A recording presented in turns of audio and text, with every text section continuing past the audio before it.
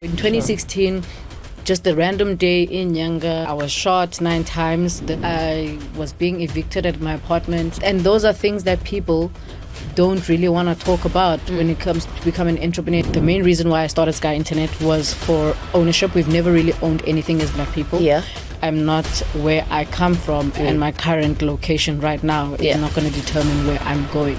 Being from Gugule to Nyanga, you say, I'm going to start a telecom.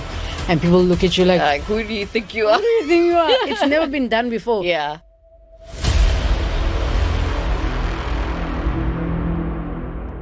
Actually, I'm really excited to be speaking to Lorna. And the reason why is actually the first time I met you, if I'm being honest, if I can give you a description of how I felt, I was like, my goodness, this woman is fierce. Like, you have this like compelling fierceness where it's like you just speak your mind and you don't even flinch. So I was like, how can somebody be this young and so compelling and so convincing that you've got to have a story behind who you are? So like, Lona, if I had to kind of get to know you, who you really are, how would your mother and your friends describe you? Who is Lorna? Well, Lorna is an extremely driven individual, driven mostly by transformation. I think it also comes from my background. I was raised by a single parent in the township and seeing the things around me. And I was like, there must be obviously another experience that I can experience, seeing other people living lives that I also wanted to sort of live. And I thought to myself, okay, cool. How do I get there? What is it that is keeping me from that experience? And what sort of characteristics do I need to build? Because up until a certain age, I was always living according to someone else's beliefs, being conditioned and programming by the people around me, people in school. So it hit me, I think, at around about when I was 20 or 19 years old. And I was working a nice high-paying job. And I thought to myself, there must be something more than this, because I didn't want to be like my father and work 30 years for the same company doing the same thing. And I was like, I can't. There's no way. Yeah. You know? So Lorna started a journey of self-discovery then to try and understand, who am I actually? What are the things that I like? What do I enjoy the most? You know, what gets me excited? What makes me want to wake up every day and do everything that brings about the passion within me? So, and a lot of the times I constantly discover new aspects about myself on a daily basis as I'm unlearning and learning new things and new ways of living. It sometimes is very hard for even my mom to sort of describe the person that I am, because the one day I'd say one thing and then the next I'm like, do you know what? Actually, I've come to a realization that that's not a thing, and I don't have to, you know, with the amount of unlimited possibilities of one can be in this life. I think this is the actual way that I am right now. And I don't want to say, please don't hold me to it in 3 months' time, because I might have aligned to a completely different sort of perspective and view of living. So I'm an extremely strong individual, courageous, because I was raised in a tavern. My mom ran a tavern by night and a hair salon by day. So having that resilience and seeing my mom having the ability to deal with drunk people at night and still beautify people during the day, I was like, this woman is balancing two worlds. She's very tough. How is she doing that? So I sort of started learning, like, what are the key characteristics that my mom had, you know, in terms of raising us as a single parent in that environment and still running a business. Can I touch on that? So you mentioned that you're raised by a single mom. How do you feel that has like influenced you as an adult? Have you felt that you've had to be strong your whole life? Because if your model is strength, and that means like you start to embody parts of that. And so like, even like let's put this in your personal life. Have you found that you've always had to embody the strong friend? You're the one that's always there for people. I felt like I've always had to be independent, to be the one that actually looks out for everybody. Because coming from a household where you're raised by a single parent, you know, you don't have that sort of wiggle room to be just a normal 20-year-old making mistakes and doing what everybody's doing because you're under pressure, seeing your parent juggling things. It's like you cannot do certain things because then it's like I didn't see mom for what she was doing and the things that she was trying to sort of give us a very nice sort of living experience. Yeah. So for me, I've always had to be the one that's there for a lot of people.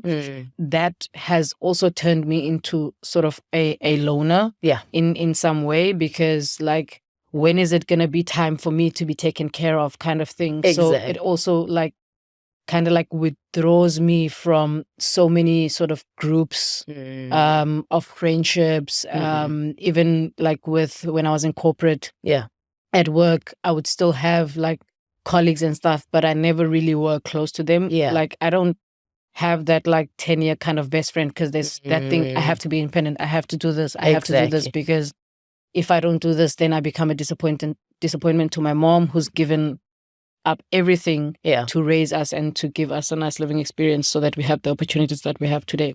Do you find it difficult then in that journey to rely on other people? Do you think part of the reasons why maybe you struggle with maintaining friendships is that you don't have full abilities to trust people? So like, if you had to give somebody a project, or you say, look, this week I'm struggling with this, can you take this over? Do you feel that extreme level of independence has kind of given you this default where you feel like it's better I do it myself rather than relying on other people? And it's a tough journey to walk alone, because it means in this world you like intrinsically have to rely on yourself.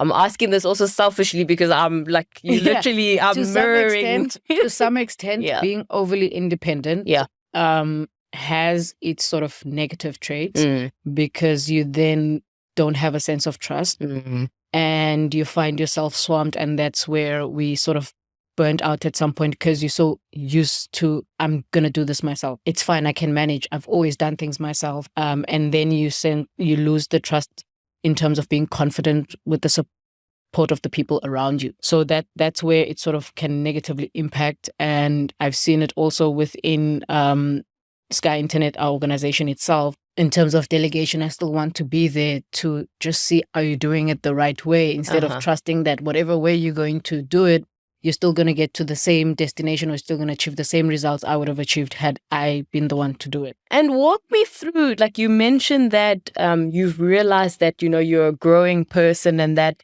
you can't really hold yourself to a previous version of yourself. So at some point, you used to be an employee, you used to be in corporate. Walk us a little bit through your corporate journey. Like, where did you start off? And where did you get to the point where you realized this was not working for me, I needed to leave this space? Change is inevitable, but because like you cannot continue doing things the same way and expecting different results. So for me, I matriculated in 2010 during the World Cup. It was an extremely crazy time for this country, and to be a matriculant at the time, but I made it through. My first job was at a call center. Sure. I think I was still juggling between university then. Yeah. It was a UK call center customer service. So I was able to sort of work there and still attend class based on the times. It was not nice because I didn't see why. Why are people so controlling? Why do you have to tell me to do this? You know? And why do I have to do it your way? Exactly. When I can already see just by looking at the task that there is a much shorter way that I can do it and still achieve the same results. Yeah. And so like, also, I could never keep a job for more than 2 years because within 2 years, I would have gone from entry-level position to a position where if I look further, it's either I'm going to be director, and knowing very well that I'm not going to be a director because there's no way that a person's going to trust me, and I've only been within their company less than 24 months. Yeah. So customer service, and then I think 2013, after my studies, when I graduated, Celsi had just launched at the time. There was a huge marketing campaign where they were doing door-to-door. Yeah. And I started with Celsi, but I also didn't like certain things. I mean, in corporate, there's always like, you can be creative, but you can be creative here. Yeah. There's certain boundaries. There's certain boundaries. Yeah. And for me, that didn't work because I was like, why do I have to be limited in certain way of doing things? If I can achieve the same results and even more. Mm. I don't see why you need to sort of cap or limit me in terms of how I do certain tasks. Yeah.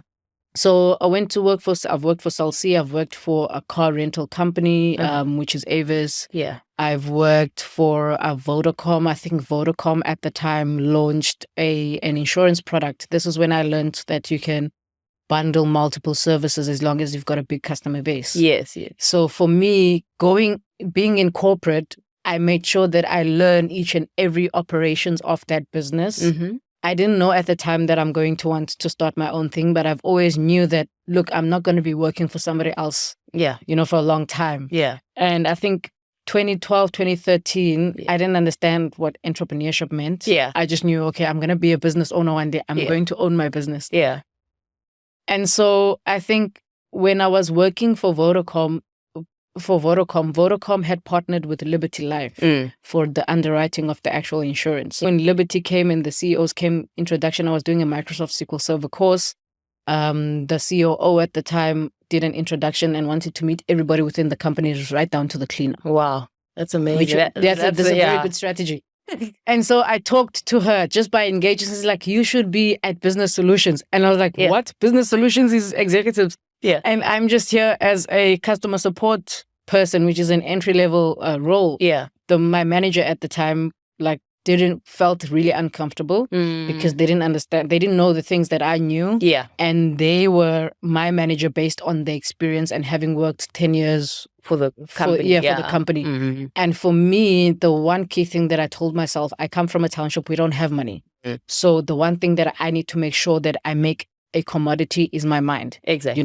As long as I know things and understand how things work, there's no amount of money that can buy knowledge. So I kept on self-studying and making sure that I'm doing something, whether it's an online course, and I familiarized myself with the internet from a very young age, because I was like, okay, cool. Yeah.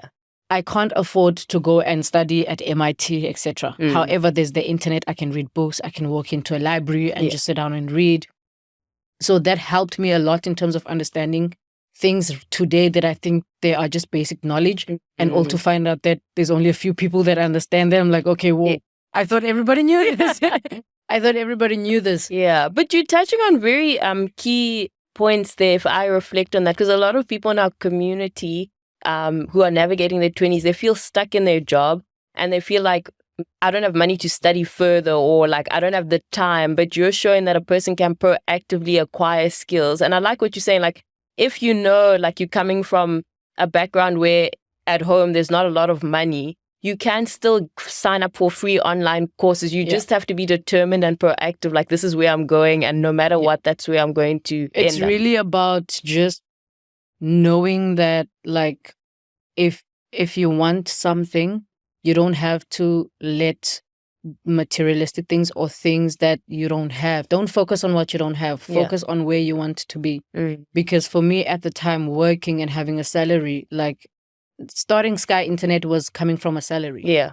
The market research, when I got paid, it was just making those conscious decisions. Okay, am I going to go out eating, go out on a date, or am I going to take this little bit of money, maybe travel to a certain place, just talk to the people, they get to understand, do they have infrastructure, what are they currently using, and take that down. So it's just also about making those sacrifices, and it doesn't have to be sacrifices with your salary. It can be sacrifices with your time, whereby you just quit partying and just sit down and face a book and read a book. And a lot of the things that we think you need to go to school or you need to go to Oxford for are hidden in free books that are easily accessible in libraries. And we are very fortunate in South Africa. Yeah. If we look at the African continent, other countries don't even have that facility where you can walk in and read a book for free without anybody asking you any questions. You can walk into any library here and open a book and read and get the knowledge that you want. Sure. So for me, it was like, okay, cool. What is it going to be? Where do I want to be? I didn't really know the where, but I knew that there is a place. I just cannot put it into words right now. And until I have determined that, I'm going to keep learning. Based on whatever information that comes to me. And once you make that decision, the universe will put the right things And when I say the universe, it might be the source for you, it might be God, whatever it is that you believe in will then put in place the right people, the right books, put you in the right places where you can then get experiences that will give you those lessons that you need. And speaking on that, like in your journey in corporate, did you feel supported, number one? And it doesn't have to be like specific to your time at Vodacom. Like, did you have like a tribe of mentors or like people within leadership that could guide you while you were trying to navigate where it is you should fit in? And number two, did you find that you could always show up as like a Black woman in corporate and feel accepted, or there's like some level of assimilation that had to happen for you to try and fit in and like climb the ranks? So in one big thing for me that I experience in corporate is that you get pressed down a lot. You get used a lot, especially if you're I'll take this task and I'll do it, kind of person. So I didn't see that experience as a negative experience. For me, if you're like thinking that you're swamping me with tasks, you're doing me a big favor, because that's when I learn.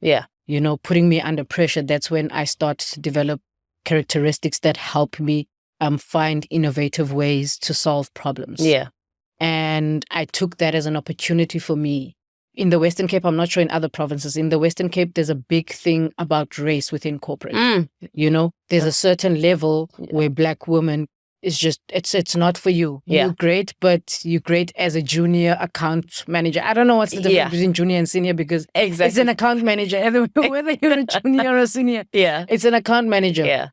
And I experienced this a lot when I was working for a telecommunications distributor. Going back to your point about people swamping you. People swamping you. Sometimes it's not, you take that pressure and you look at it, okay, cool, how do I find an innovative way? And finding that innovative way, you find that you learn 2 or 3 skills and you also get to a realization that actually I have this characteristics within me.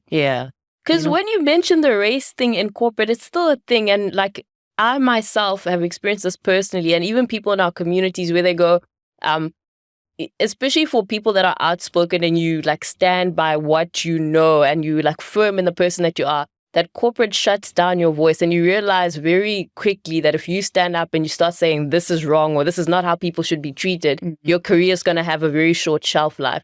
So then a lot of people can't stand up, and I think that the institution itself doesn't allow for transformation to happen, specifically for young Black professionals. What you're finding is that then Black professionals have to assimilate, and we asking the question why. And it goes back to the fact that most of our African indigenous knowledge have been swept under the carpet, and we've had to adapt to the Western ways of living. So it really goes back to the colonialism and all of that, whereas if we have umqimbi and if there is an introduction of a newborn baby to the ancestors and they slaughter a goat, nobody knows about that besides the African people, and nobody outside of the African culture has actually took the time to sort of understand that. Because of the history. Right. So for me, all of those things I took into account, and I was like, okay, do you know what? If there's one thing I'm going to do is I'm going to be a hot commodity in this company. In every company, I'm going to be a hot commodity. Just so that even when I leave, they can see the difference. And there are companies that have actually said, do you know what? You are one of our biggest assets, and we never even realized it. Because I could juggle multiple things at the same time at an entry-level position. It's also really just trying to see how best can you alchemize a negative situation to a positive one to work for you. Because a lot of the times when people exert negativity onto you, you can always transform that to work for the best for you. There's a saying that says, I built a solid foundation with the bricks that everybody was throwing at me. That's powerful. So that's really, I think, one of the motors that got me going in the corporate environment. And I think in my 20s I experienced a lot. I was even fired from a job. What? Okay, you have to tell us about that. I was even fired from a job. It was Vodacom, actually. Because what happened was I was in a car accident. And mentally I was not in a good space. After the car accident, the car burned, I think about 2-3 weeks later, after having put all my savings into fixing it. And these are the dynamics of a township. So I was dealing with that personally. And I felt, you know what, I'm not going to be able to be at work, because at work, there's also that dynamic of you're black, you're colored, you're white, and you guys are all talking together. And it's when it comes to performances, they look at, okay, cool, the different races, blah, blah, blah, blah. And they don't take into account that I need to wake up at 5 o'clock and I need to drive an hour before I can even get to work. And if I get there at 8:05, it's already a big thing. Like, I had to make sure that I don't get hijacked first before I got here. Did you take that into consideration? There's so much that's so unaccounted for. Even if your manager requires you to leave like an hour late, they don't understand, when do taxis end? Does it mean now I can't get my second taxi back to going home? Those are the considerations that like corporate leaves out for black young professionals or people of color in general. I know for a fact that aligning spiritually helped me a lot in navigating those instances. Sure. Because had I not been spiritually aligned, in terms of understanding that whatever a person does sometimes has got nothing to do with me. It might be internal turmoil that's so inside important. of them. And also I'm not where I come from and my current location right now is not going to determine where I'm going. Sure. It's part of the journey. These are part of the experiences that I need to experience to get to where I want to be. If the universe feels that right now I need to face this, then I need to face it. And I need to sort of get to the bottom of the actual lesson. What is this teaching me? What character is this building? Sure. And sometimes you find that the people that are giving you that sort of racism and those racial experiences, it's not even from them. They're also conditioned. Because the one thing about us humans that we don't understand, from the moment you are born, you are conditioned. You reach a certain stage of, okay, why am I here? What is the concept of all of this? You start asking those questions. If you're lucky enough, you're able to continue with those questions, and then you begin to start the journey of self-discovery. But if you're not, especially with people that come from underserviced areas, previously disadvantaged, low income areas, when you start asking those questions around you and you ask your friends, it's like they look at you like you're crazy. Like, why do you even bother? Come on, we're here for this. Everybody's look around you. Why do you think you'll be different? Why do you think you'll be different? And then you get sucked into all of that. So it's really also about learning to be resilient, especially in corporate. And Lorna, if we're on that, how has your experience in corporate, your spirituality or relationship with the universe or God, kind of led you to the path to become an entrepreneur? So start me there. What were the key indicators that that's the transition that was going to eventually happen, that you needed to transcend beyond corporate? So every role that I've ever been in played a huge, made a huge sort of impact in my life. And looking back now, I understand why I had to be there. Because, for instance, when I started at Cell C, we used to go to informal settlements. Why do I have to do this? But I was learning door-to-door sales. And door-to-door marketing, which we do now at Sky Internet. And then I worked for a call center, multiple call center, that is customer support, which we now do at Sky Internet. Got to understand the internal systems of a call center, the ticketing systems. How does that work? When I worked for car rental company Avis, I was a terminations agent. So I used to fill petrol, check the mileage, etc. I do that now because we have a fleet of bakkies that I need to manage, because that is part of the company asset, right? And mileage and those things also determine the depreciation of that actual asset. So all of that, had I not been within those roles and had I not sort of worked within those companies, I would not have understood all of those things. I would be making right now silly mistakes in terms of letting the bucket run and not being able to calculate if we fill up the bucket today. The universe and God, we are all interconnected beings. However, each and every individual sole purpose all fits into the one thing. And all of your experiences are then driving you to your sort of purpose and the why are you here kind of thing. You might not understand now, but at a later stage, when you look back, you're like, actually, I would not have known how to land a higher paying job had I not stuck at the boring receptionist role. Because being receptionist, you interacted with probably a director who constantly talked to you about, do you know, Mavis, I don't know, but I don't like this account. And then you start Googling the account and you find out this company does this. Yeah. And then you realize actually there's an opportunity there because those people need a certain thing or service or product that you can do, or consulting, whatever the case may be. Yeah. You know, there's no such thing as coincidences. Yeah. You know, everything and every person that crosses your path is meant to sort of leave you with something, a lesson, be it is a positive or good one. And a lot of the times we want to have positive experience. We always want to have that momentum. And you don't it's part of human nature to sort of experience most of the lessons and learn most of the lessons through challenges and the negative stuff that we go through. Yeah, the stuff that we want to avoid, the stuff that we don't want. Makes sense. I mean, that is profound, like the level of wisdom that you've just given there. But what I really want to know, your journey as an entrepreneur and starting as a CEO and founder of Sky Internet, has it always been as glamorous as we make it out to be? I mean, like, when I read the title, I've never actually met a Black female internet service provider. So, like, for me, I mean, you should be like a headliner at Silicon Valley. Has the journey been as glamorized as we make entrepreneurship to be for you? No. There are times where I don't want to leave my bed, and I'm just like, I've cried, I've done like this. It hasn't been.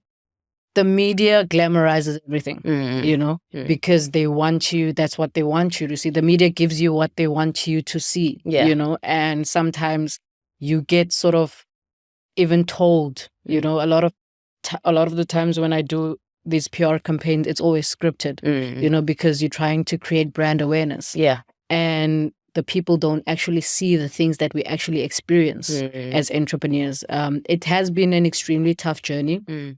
There has never been a Black African woman that has started an ISP in the entire African continent. Yeah. From CPIC registered document to an operational business. So we might see Black CEOs now. It doesn't necessarily mean that they started the whole thing, but because there's this equality thing now. So for me, the main reason why I started Sky Internet was for ownership. We've never really owned anything as Black people. Yeah. And because we're never going to own property and water. And I always say this, we're never going to own property. Yeah. They've commercialized water, natural resources. They've commercialized electricity. Yeah. And Wi-Fi is becoming the next utility. So how do we tap into that and start owning that? Yeah. You know, and getting Sky Internet right and it going into an IPO, it then enables people as well to become part of it and own a piece of it. And then, you know, the infrastructure that's running in front of my house, I actually own about 10% of that company. Exactly. And it's forming part of an income stream, which is part of a little bit of a transformation in some sense. Wait, just to rewind, anyone who's unfamiliar with what an internet service provider does, what exactly is it? So an internet service provider, we provide internet for homes and businesses. Our predominant focus is townships, low-income areas, and underserviced communities. Yeah, it's really been a tough journey because I remember when I started and doing market research, and I was still working at the time. So I was working between 8 till 5 Monday to Friday. When I come back home, I start doing Sky Internet, or even before I start work. And sometimes in between the companies, I'm like, hey, I actually have an hour and you can't tell me I'm taking my lunch now. Yeah. And then I start making calls, you know, and getting calls. Did it start as a side hustle at first while you were still full-time? I knew it was something that I was going to do full-time, but I didn't have the confidence to say, do you know what, I'm going to stop this because bills needed to be paid. Yeah. I needed to pay rent. Yeah. And so we need to also understand that there's a financial matrix that we have to make it work for us before we can then say, okay, cool, I'm changing the narrative. Yeah. You know? So you don't just like resign. No, you don't just like resign. Yeah. Yeah, you can make it your side hustle, get enough information, do the market research, put everything in place. Yeah. You know, and know what it is exactly that you need in order to reach where you want to reach. Yeah.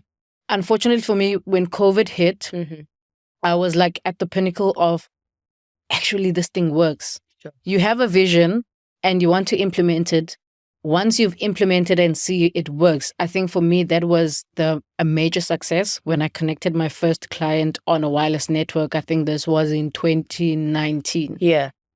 And I was like, wait a minute, this is exciting. Somebody's at home using the internet, and I did it. I set it up. There was no Vodacom, there was no MTN, there was no Telcom. Yeah. It was me, you know. And then I realized, okay, cool. So now that I've done it, I can do anything. Yeah. You know, that's when I think the confidence started building up. Yeah. And I was like, okay, what do we need right now? We don't have the money. Fine, the money will come. What else do I need? Yeah. What do I need to familiarize myself with? At this point, are you alone in the game in this? Yeah. Or are you working? Do you have somebody you bounce? So I've got there's a guy that is my co-founder, Nikelo Kaya. So we went to school together. Yes. And I was the top of my class in networking. And so we became close since then. So since then, we got in touch and we've always aligned in terms of the companies that we worked for. So when I saw him working at RSF, I was like, hey, Nigel, and we hadn't met for like 4 years. I'm like, yo, do you know what? Yeah. Actually, I'm going to start an ISP. Yeah. And he's like, no, anytime you're ready. Just I love that. Good. No questions asked. No questions asked. And I think he also understood that, look, this is something that is needed. He's got the experience.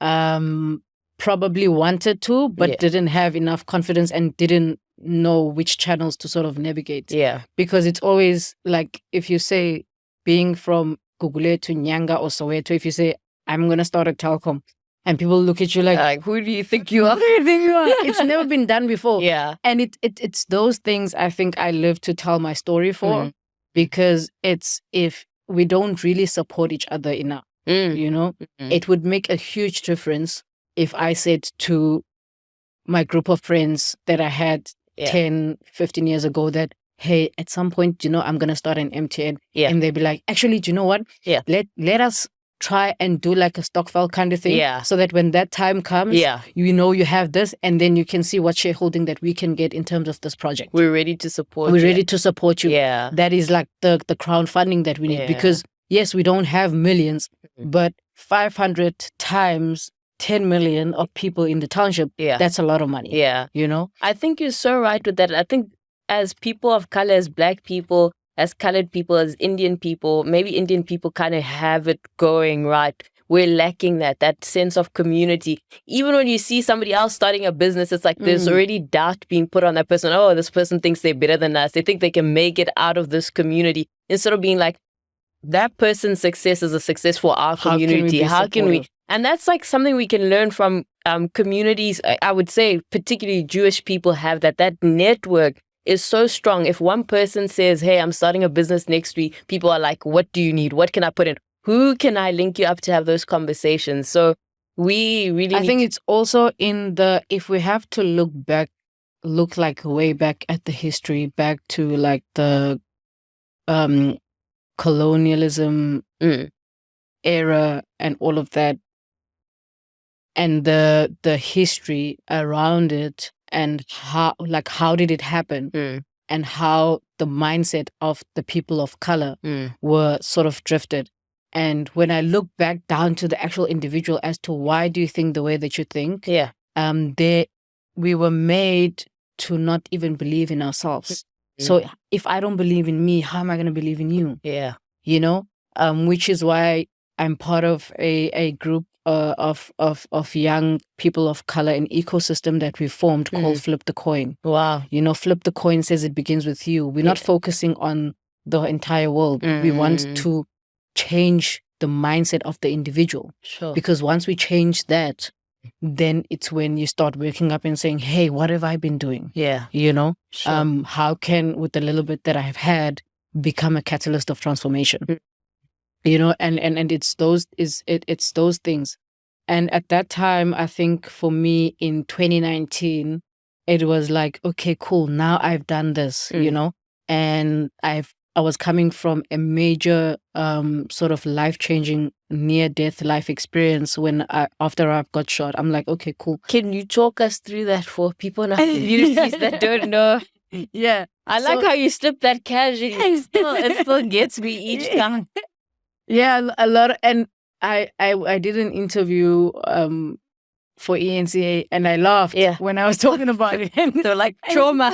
People were like, why are you laughing? I'm like, because it's funny now that I've healed that we forget that survival is guaranteed. All you have to do is live. Yeah. That's what I learned from that experience. The survival is guaranteed. We need to stop living on survival mode. Yeah. Because the mere fact that we live on survival mode, it makes us think that resources are limited. Yeah. And then now I don't want you to get an opportunity because I think that there's only one opportunity. Do you know what I mean? And then that's where the jealousy and all of those things form. So in 2016, just a random day in Nyanga, a Saturday, I was shot 9 times. This was a sort of a gangster fight, and I happened to be at the wrong place at the wrong time.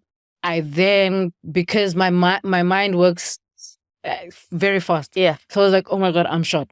I immediately took out my phone. I called my mom. I was like, Mom, I'm shot. I'm at this place. You lying on the ground. On the ground, yeah.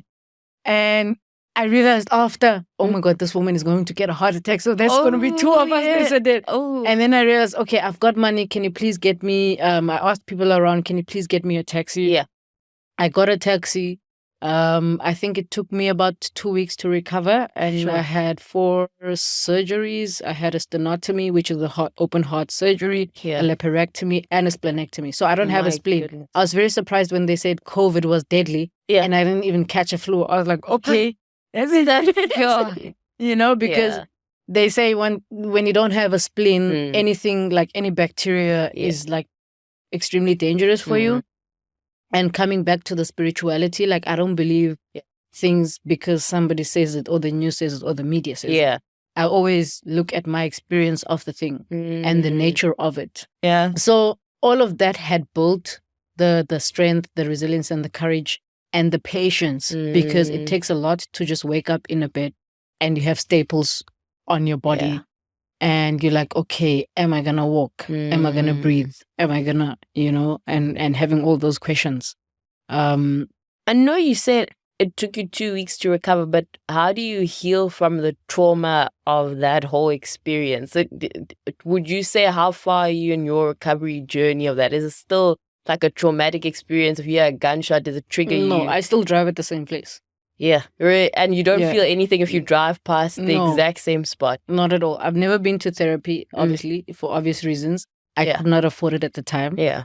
And also I didn't see how another person's going to help me with my own problems. I believed in self-counseling a lot. So like meditation and those kind of things. Okay. But I think the key thing was forgiving myself. I had a lot of blame as to what was I doing there in the first place. I shouldn't have been there. Yeah. And I always had we not staying in a township, this would not have happened. And that blame of my parents, why did I come from a privileged home? Why didn't I come from rich people? Yeah. Why did I have to come from a sort of a mom that was coming from a township with a bare minimum income that it was just enough for us to just make ends meet within the household. So I had to forgive all of that and understand that it's not my fault that when people look at people of color and Black people in general and see people that are not worthy of having certain experiences in life. Yeah. And that forgiveness within myself enabled me to now also call upon the law of forgiveness to forgive those around me. Sure. Meaning forgiving the people that were shooting, forgiving the people that had brought me to walk into that street. Because when I think about it, I'm like, why did you even take me from my home? Because I could have just been home on my phone and I wasn't going to be there. So having that sort of sense of forgiveness for myself also allowed me to see beyond the actual mind of the shooter. Sure. That we actually have a big problem, poverty. Which creates all of these things. Sure. Because the gangster is not going to be a gangster had they had a solid income and was able to provide for their families.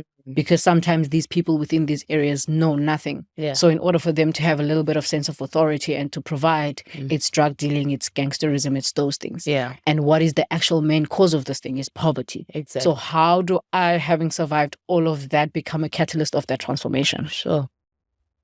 Can I say, I think you were born for a time such as this. Like, if God, the universe, constructed it, it's like everything was orchestrated so that you could be a catalyst in your community.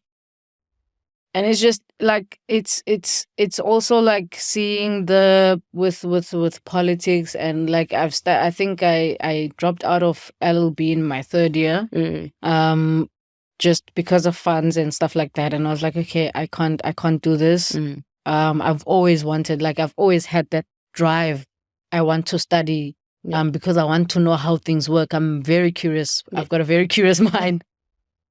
So having understood the nature and the nature of the systems, and how the system automatically creates barriers for certain people in the universe, like people of color and Black people. You know, I said, okay, what am I gonna do as Lorna Mlonzi? You know, what name do I want to leave for myself? Do I just want to be the 9 bullet survivor, or is there something more? Obviously there's a bigger purpose for this. And I understood that when I was able to put together an entire solid plan of how am I going to take the internet from wherever it comes from and bring it to someone's shack in the township. And I was like, okay, cool. If I can do this, I'm definitely sure that I can build a teleportation station at some point in time. You know, there's nothing that differentiates me from Elon Musk besides the fact that he came from a privileged home and I didn't. You know, we have the same mind, we have the same 24 hours, we can read the same books, you know, and I can be able to also get to where he is today.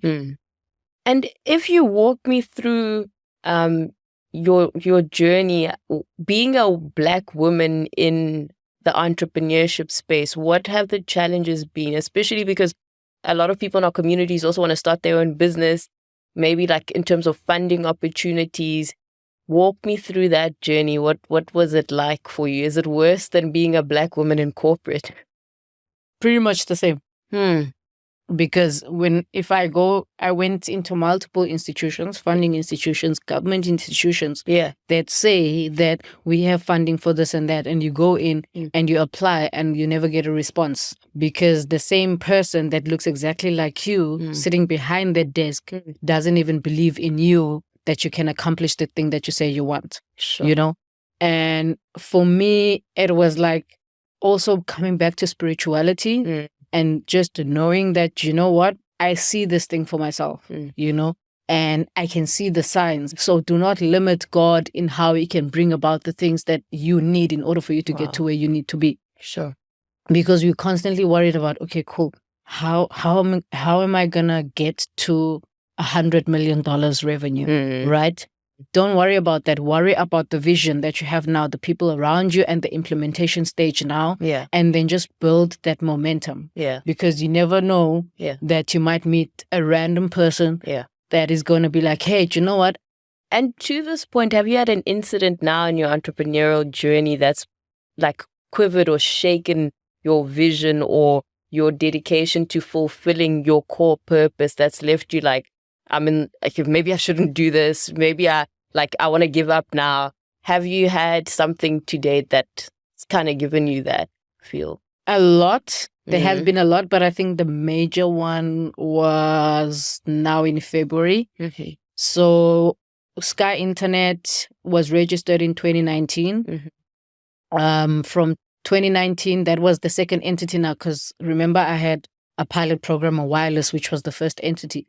But I was like, okay, cool. I didn't know what the name was here. All I was doing was just trying things out using my salary. So now that I'm ready to go to market, I've got a nice name, Sky Internet, because the sky is a symbolism of unlimited possibilities.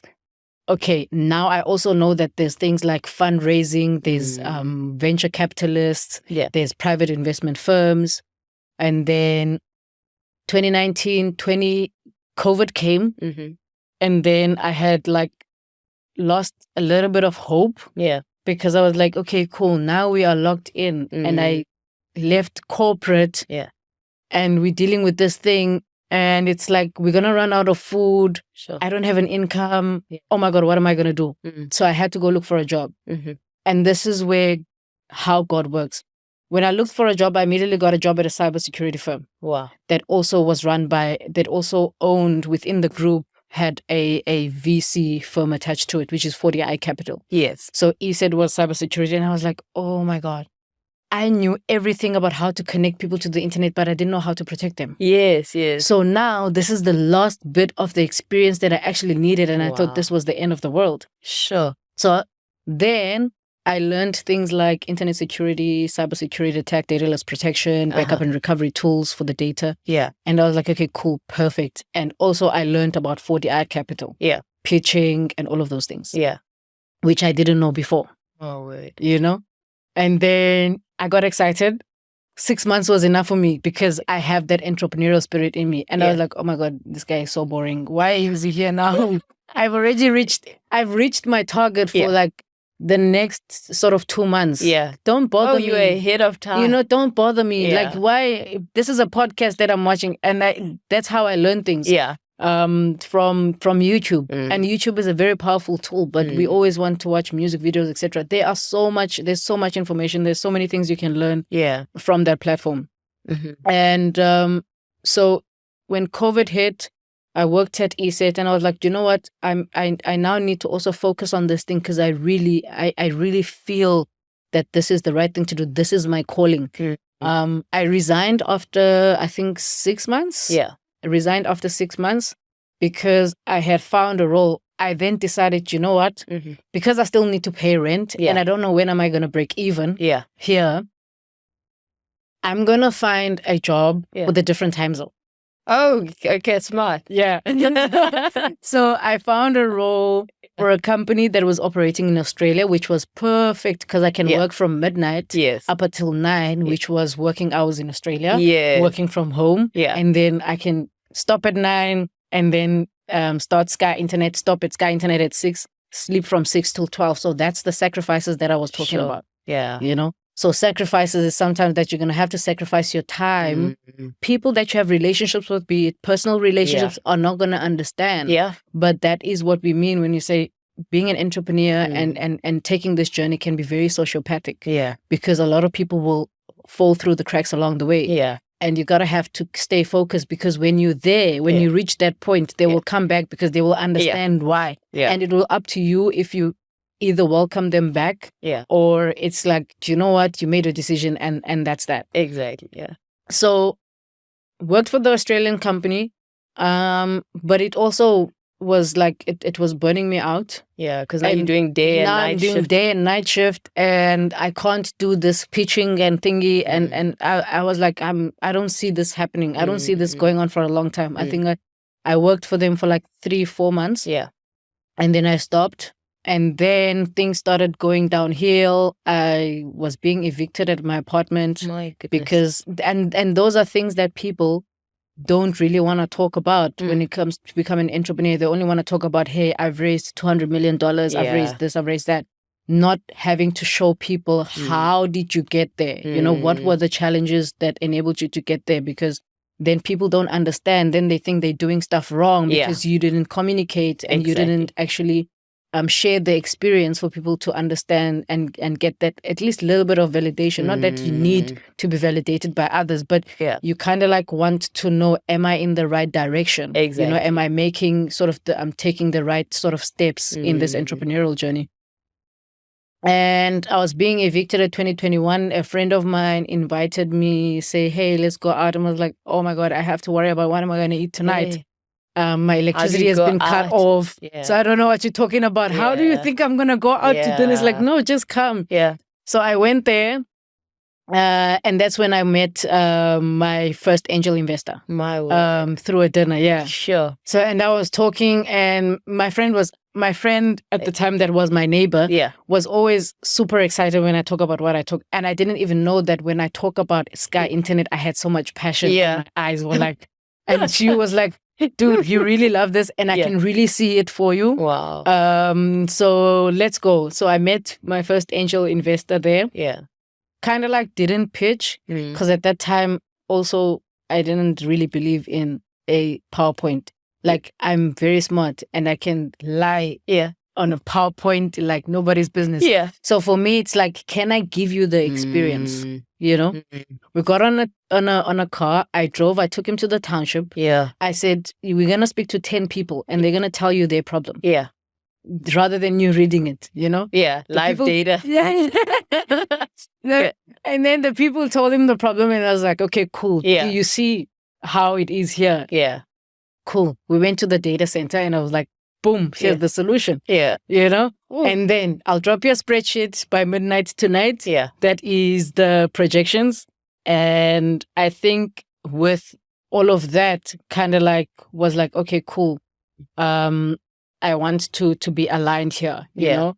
And I don't know where things switched or where did things go wrong, or was it something that I didn't see myself initially? Because a lot of the times I don't really talk much, especially when we first meet. Yeah. I will just answer what it is that you're asking, and it will be just a basic interaction. Yeah. You know, because I've come to the understanding that not everybody kind of like wants to see people of color, people like me, doing better than them or knowing things that they don't know. Yeah. So you kind of like become the threat within that relationship. So I don't know where things changed, but in March, they tried to muscle me out of Sky Internet. Imagine. Muscle out is when they try to say you're not competent enough. Yeah. And they try to create something to take you out of something that you formed. And we've seen this in a lot of the times in the music industry. Exactly. And for me, I couldn't understand that, okay, hold on. Can we just, all of you here, I'm the one that picked up the phone and called everybody and put everybody in the same room. Exactly. But today, I'm the one that you feel is not capable enough. And one thing that I think they forgot was the fact that we're not selling internet here. Yeah. We're selling a story. Yeah. You know, it's not about an internet service provider. It's got nothing to do with an internet service provider. But that's how the story of healing, of you can do whatever it is that you want to do as long as you put your mind to it. And anything is possible if you believe in yourself kind of story. Because there's been M-Webs, there's been Web Africa, there's so many internet service providers that have been started in this country. Yeah.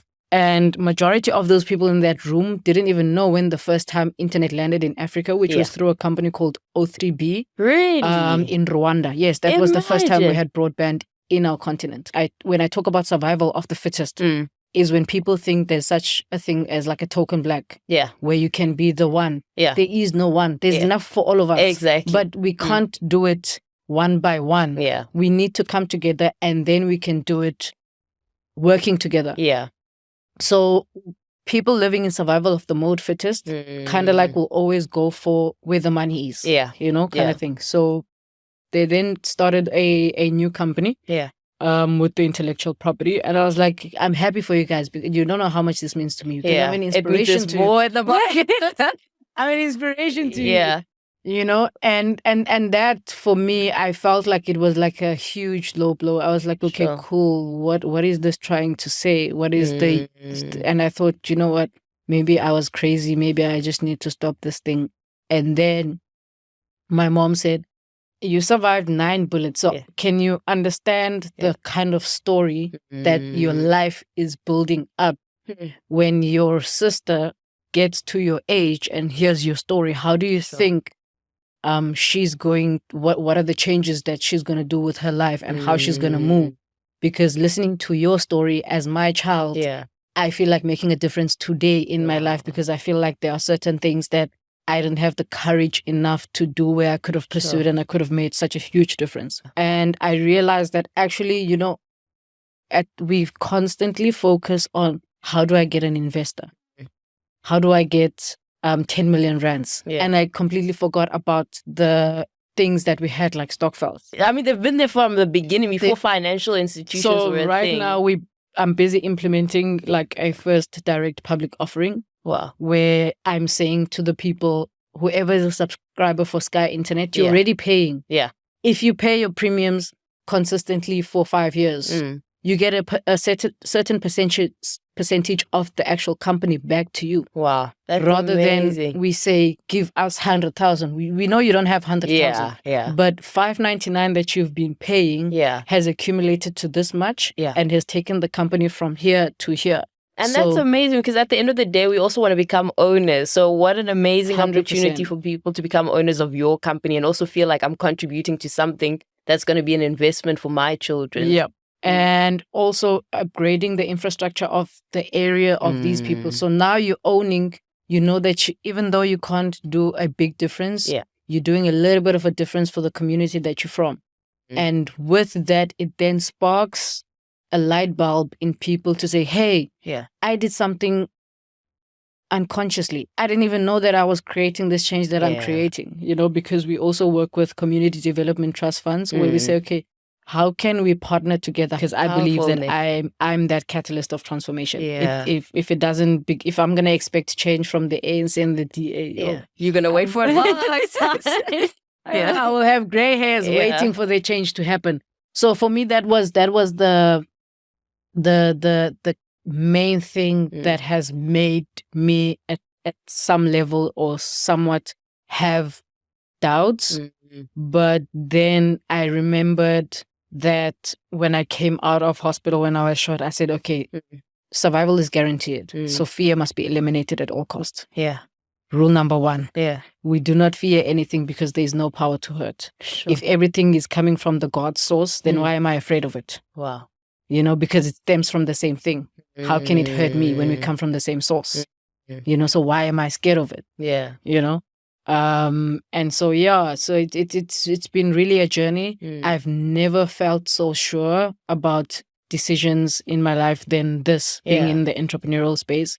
And if there's anything that is going to help change the African continent, the African ecosystem, and the narrative of Africa, is entrepreneurs. Sure. Geez, our conversation today, I'm even sad because we're close to wrapping up now. I've got like 2 final questions for you before we end the conversation. The one is, where are you now? I'm going to ask a more personal conversation. How's things going? Are you dating? Are you able to date, like with your schedule and everything? Do you feel like you've got a support system of friends? Like, are you happy with where you are now at this stage of your life? Personally, I'm extremely happy with where I am now. I've got a very loving and supporting partner. I do have friends, but as I've been sort of also on a self-discovery journey, pursuing my passion, a lot of the people have sort of fallen away. Because I don't align with certain things anymore. And it's just, there's a certain narrative that I'm not going to associate with. If you don't want to change your way of thinking and you want to see that, then it's fine. I love you for it, but I'm going to love you from a distance right now.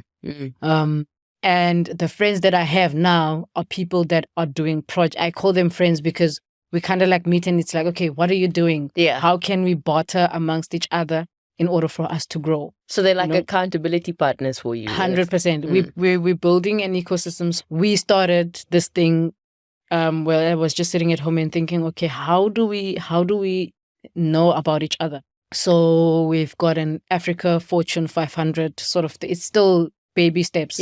So it's like it's Africa Fortune 500. The key thing here is to get all businesses, even if it's an informal business, to get it under one ecosystem. And we do training and development amongst each other. And then if everybody in the same level can work together to see how best you can get to so it's not going to be 500 companies. We want to be included, and we're not going to wait for people to say, hey, there's a space for you here. Let's create our own space. Let's create our own space. If we create our own Africa Fortune 500 and we work together as an ecosystem within Africa, to help each other. I don't have to charge you for a website when you can talk to 10 people within your complex to sign up with Sky Internet. Exactly. You get a website for your business for free and I'll give you a number. Exactly. And then with that, you get me 10 subscriptions. I absolutely love that model because it doesn't rely on revenue. We can still barter services 100%, or skills between us. We can always come in Maseratis and go chill when we're in our sort of mid 40s to 50s and say, hey, do you remember that time when you were kicked out of your apartment? Yeah, now it's really funny. Yeah, now it's really funny because we like sitting and like, you didn't even have dinner that day.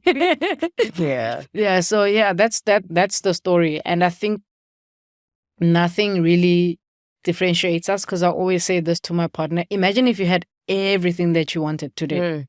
It wouldn't be worth living. No, not at all. It wouldn't be worth living. Yeah. And even somebody that's now currently stuck in a job that's thinking probably this is not for them, and they just don't know what to do some introspection, get to understand you first, and where, if you wanted to be a doctor, where did that come from? Yeah. Was it really you, or was it people around you?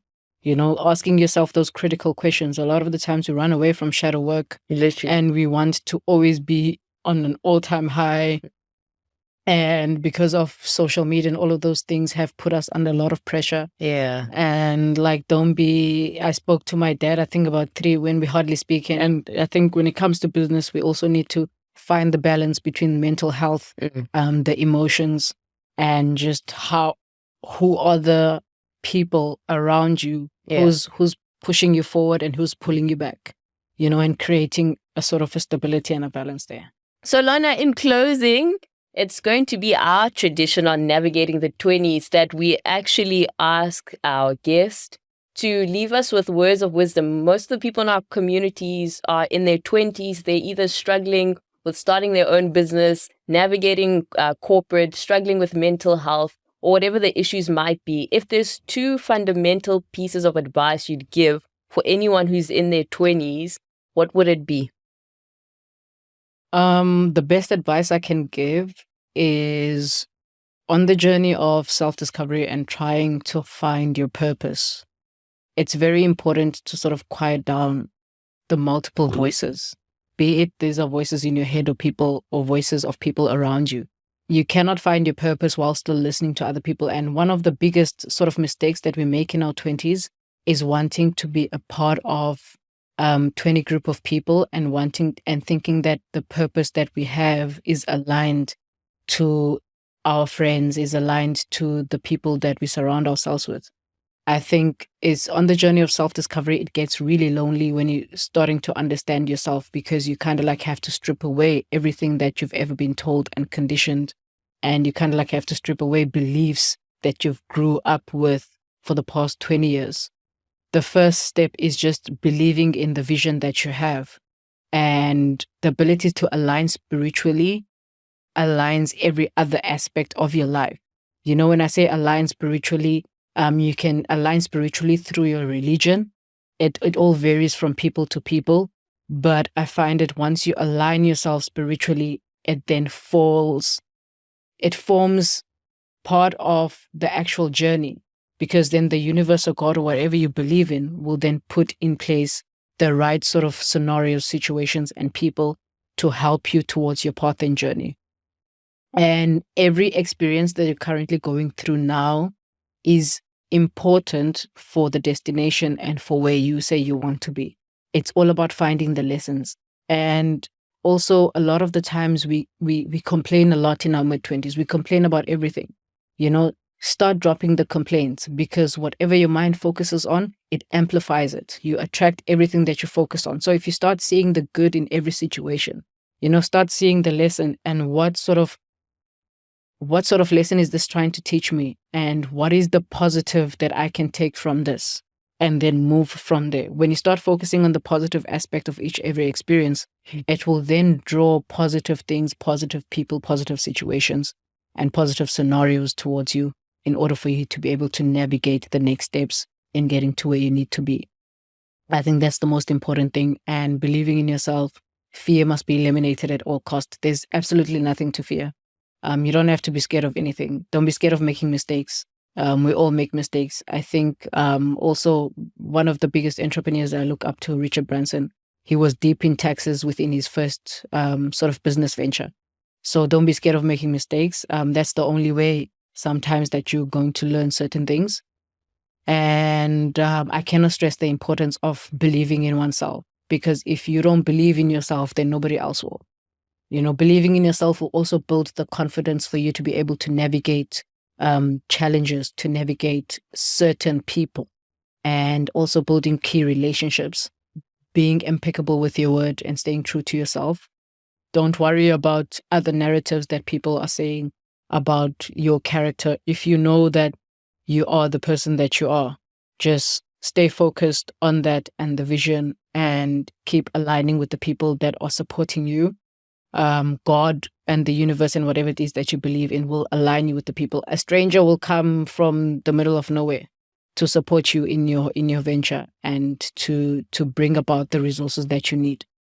And don't make the mistake of thinking that you need money to do certain things, to start a business. It's never about money. They print money every day. Money doesn't even have value now, and money is pretty much useless without the idea, So as long as you have the idea, and as long as you refine your mind and keep a positive mindset at all costs, believe in yourself and don't fear nothing, you really have nothing else to lose.